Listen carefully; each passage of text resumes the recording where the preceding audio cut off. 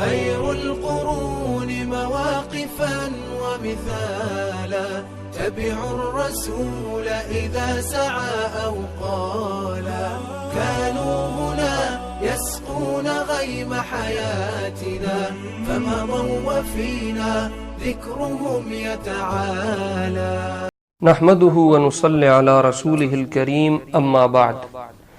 محترم سامعین، السلام علیکم ورحمۃ اللہ وبرکاتہ۔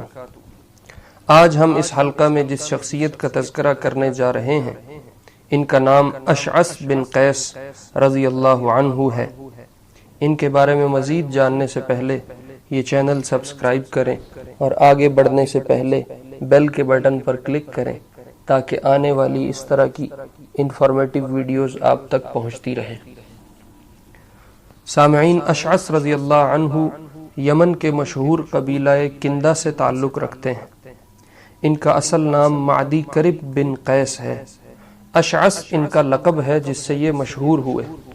599 عیسوی کی پیدائش ہے۔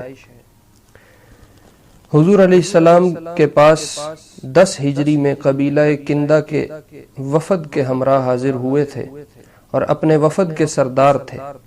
یہ لوگ جب بارگاہ نبوی میں حاضر ہوئے تو جبے پہن رکھے تھے جن کے گلے والی جگہوں پر ریشم لگا ہوا تھا۔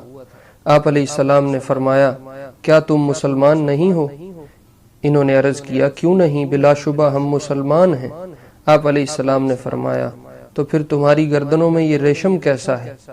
انہوں نے اسی وقت ان کپڑوں کو پھاڑ کر پھینک دیا۔ ریشم اگر قلیل مقدار میں ہو جو تقریباً 4 انگلیوں کی بقدر بنتا ہے تو استعمال جائز ہے۔ خود نبی علیہ السلام اور ابو بکر عمر رضی اللہ عنہما سے پہننا ثابت ہے، اور اگر اتنی مقدار سے زیادہ ہو جائے تو اس کا استعمال جائز نہیں ہے، اور شاید ان کی مقدار زیادہ ہوگی جس کے سبب آپ علیہ السلام نے ناپسندیدگی کا اظہار فرمایا۔ پھر اشعث رضی اللہ عنہ نے پوچھا کہ حضور علیہ السلام ہمارے قبیلہ میں سے ہیں؟ حضرت نے فرمایا، نہیں، ہم نضر بن کنانہ کی اولاد میں سے ہیں۔ یہ اشعث ان لوگوں میں سے ہیں جنہوں نے حضور علیہ السلام کے بعد زکوٰۃ دینے سے انکار کر دیا تھا۔ ان لوگوں کا خیال تھا کہ قرآن میں اللہ نے جہاں زکوٰۃ لینے کا حکم فرمایا ہے وہاں خطاب صرف حضور علیہ السلام کو کیا ہے۔ خذ من اموالہم صدقۃ تطہرہم وتزکیہم بہا، کہ اے نبی ان کے مالوں میں سے زکوٰۃ لو جس کے ذریعے تم ان کو پاک کرو اور ان کا تزکیہ کرو۔ اور فرض کا انکار سامعین چونکہ کفر ہے، اس لیے یہ سب لوگوں کو اسلام میں مرتد شمار کیا گیا۔ جب حضرت ابوبکر رضی اللہ عنہ نے یمن کی طرف لشکر بھیجے تو لوگوں نے اشعث کو قید کر لیا اور ابوبکر رضی اللہ عنہ کے سامنے حاضر کیے گئے۔ حضرت ابوبکر رضی اللہ عنہ نے ان کی گرہیں کھلوائیں اور پوچھا، تم کیا چاہتے ہو؟ انہوں نے مہلت مانگی اور کہا، اپنی بہن فروہ بنت ابی قحافہ کا نکاح مجھ سے کر دیجئے۔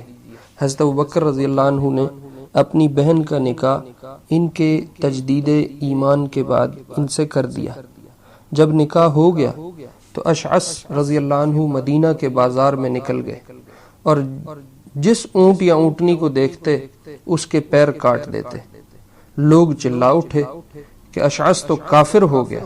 جب یہ فارغ ہوئے تو اپنی تلوار رکھی اور کہا، خدا کی قسم میں کافر نہیں ہوا، بلکہ ابو بکر نے اپنی بہن کا نکاح مجھ سے کیا ہے۔ اگر ہم اپنے شہر میں ہوتے تو ہمارا ولیمہ اور کچھ ہوتا، مگر یہاں اس کے علاوہ کچھ ممکن نہیں ہے، لہٰذا اے اہل مدینہ ذبح کرو اور کھاؤ، اور اے اونٹوں کے مالکوں آؤ اور ان کی قیمت وصول کر لو۔ مدینہ والے کہتے ہیں کہ ایسا ولیمہ کبھی بھی نہیں دیکھا گیا۔ طبیعت کے خوب خرچ کرنے والے تھے۔ ابو اسحاق رحمۃ اللہ علیہ فرماتے ہیں کہ قبیلہ کندہ جو کہ اشعث بن قیس کا قبیلہ ہے، اس کے ایک آدمی پر میرا قرض تھا۔ میں وصولی کے لیے اس کے پاس رات کے آخری پہر میں صبح سے پہلے جایا کرتا تھا۔ ایک دن اشعث بن قیس رضی اللہ عنہ کی مسجد کے پاس سے گزر رہا تھا کہ فجر کا وقت ہو گیا۔ وہاں نماز پڑھی۔ جب امام نے سلام پھیرا تو امام نے ہر آدمی کے سامنے کپڑوں کا اور جوتی کا ایک ایک جوڑا اور 500 درہم رکھے۔ میں نے کہا کہ میں اس مسجد کے نمازیوں میں سے نہیں ہوں، لہٰذا مجھے نہ دو۔ پھر میں نے پوچھا یہ کیا ہے، یہ تم لوگ کیوں دے رہے ہو؟ لوگوں نے بتایا کہ اشعث بن قیس رضی اللہ عنہ مکہ مکرمہ سے آئے ہیں، اسی خوشی میں وہ ہر نمازی کو یہ دے رہے ہیں۔ اشعث رضی اللہ عنہ شام میں جنگ یرموک میں شریک ہوئے تھے، وہیں ان کی ایک آنکھ بھی پھوٹ گئی تھی۔ پھر عراق کی طرف سفر کیا اور جنگ قادسیہ میں مدائن اور نہاوند کے میدانوں میں صحابہ کے ہمراہ نعمان بن مقرن رضی اللہ عنہ کی امارت میں جہاد میں شریک رہے ہیں۔ یہ ان لوگوں میں سے بھی تھے جن کو خالد بن ولید رضی اللہ عنہ نے مال غنیمت میں سے زیادہ حصہ دیا، جس پر حضرت عمر رضی اللہ عنہ نے ناراضگی کا اظہار فرمایا، کیونکہ وہ مسلمان فقراء پر تقسیم کرنے کا ارادہ رکھتے تھے۔ اشعث بن قیس رضی اللہ عنہ نے کوفہ میں سکونت اختیار کر لی تھی، وہیں ایک گھر بنا لیا تھا۔ صفین میں حضرت علی رضی اللہ عنہ کی طرف سے لشکر کے بڑے امراء میں سے تھے۔ اس سے پہلے یہ حضرت عثمان رضی اللہ عنہ کے دور خلافت میں آذربائیجان کے عامل اور گورنر بھی رہ چکے تھے۔ سامعین، اشعث رضی اللہ عنہ نے آپ علیہ السلام سے بہت سی روایات نقل کی ہیں، جن میں سے ایک یہ ہے کہ آپ علیہ السلام نے فرمایا، جو شخص لوگوں کی زیادہ شکر گزاری کرے گا وہ اللہ کی بھی زیادہ شکر گزاری کرے گا۔ ایک جنازے کی نماز میں یہ اشعث بن قیس رضی اللہ عنہ اور جریر بن عبداللہ بجلی، یہ ایک یمنی سردار تھے رضی اللہ عنہ، یہ بھی صحابی ہیں، دونوں اکٹھے ہو گئے تو انہوں نے جریر کو امام بنایا اور کہا کہ یہ کبھی بھی اسلام سے مرتد نہیں ہوا جبکہ میں ایک مرتبہ ہو چکا ہوں۔ انہی کے حق میں یہ آیت نازل ہوئی تھی، ان الذین یشترون بعہد اللہ وایمانہم ثمنا قلیلا، بے شک وہ لوگ جو خدا کے عہد اور قسموں کے عوض میں تھوڑا بہت دام لیتے ہیں۔ وجہ اس کی یہ ہوئی تھی کہ انہوں نے ایک آدمی سے کنویں کی بابت کچھ جھگڑا کر لیا تھا۔ اب اس جھگڑے کی تفصیل کا یہاں تذکرہ ممکن نہ ہوگا۔ سامعین، اگر ہم بات کریں ان کی اولاد کی تو فروہ جو ابو بکر صدیق رضی اللہ عنہ کی بہن ہے، ان سے اولاد میں ایک جعدہ یا جعیدہ نامی بیٹی پیدا ہوئی، جن سے حضرت حسن بن علی رضی اللہ عنہ نے نکاح کیا۔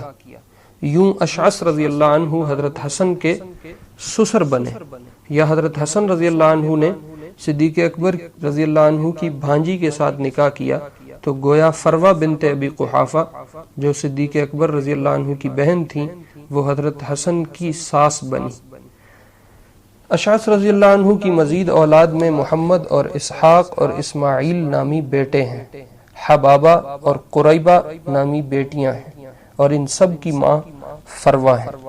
سامعین، اگر ہم بات کریں اشعث بن قیس رضی اللہ عنہ کی وفات کی تو سن 661 عیسوی 40 ہجری میں ان کی وفات نقل کی جاتی ہے، اور بعض نے کہا ہے کہ حضرت علی رضی اللہ عنہ کی وفات کے 40 دن بعد ان کا کوفہ میں ہی انتقال ہوا۔ حضرت حسن رضی اللہ عنہ نے حکم دیا کہ کافور سے ان کو غسل دیا جائے، اور پھر حضرت حسن نے ہی ان پر نماز جنازہ پڑھائی تھی۔ سامعین، یہ کچھ خلاصہ تھا اشعث بن قیس رضی اللہ عنہ کے احوال کا۔ اللہ رب العزت ان حضرات کے تذکرے زندہ کرنے کے طفیل ہماری نسلوں میں اپنا دین زندہ فرمائے، اور بلا استحقاق ان کی صفوں میں ہمارا حشر فرمائے۔ وآخر دعوانا ان الحمد للہ رب العالمین۔ قدوة للسالك أقمار ليل حالك، هم قدوة للسالك أقمار ليل حالك، تنجي من المهالك وهم منارات الوفا، تنجي من المهالك وهم منارات الوفا.